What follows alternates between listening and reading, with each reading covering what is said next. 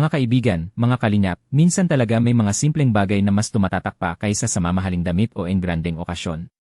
Katulad na lamang ng ginawa ni Carla Topular sa kasal ni Nakakay at JJ. Makikita sa video na tila kinakabahan si Carla habang naglalakad bilang isa sa mga bridesmaid. At sino ba naman ang hindi kakabahan?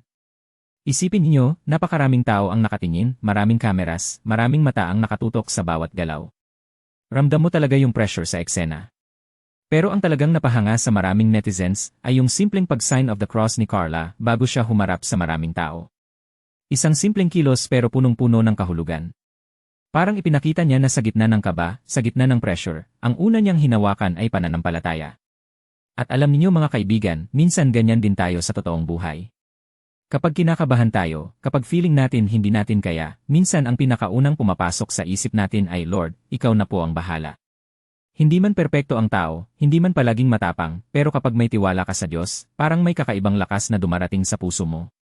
At iyon ang nakita ng marami kay Carla, hindi lang simpleng kaba ng isang bridesmaid, kundi isang taong marunong kumapit sa guidance ni Lord. Nakakatuwa rin isipin na sa panahon ngayon na maraming tao ang gustong magmukhang strong palagi, si Carla naging natural lang. Hindi niya itinago ang kaba niya.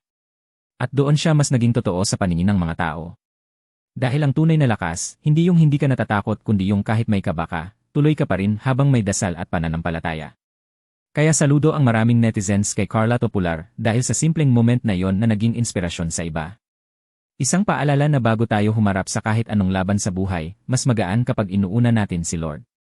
At minsan, isang sign of the cross lang sapat na para mapalakas ulit ang loob natin.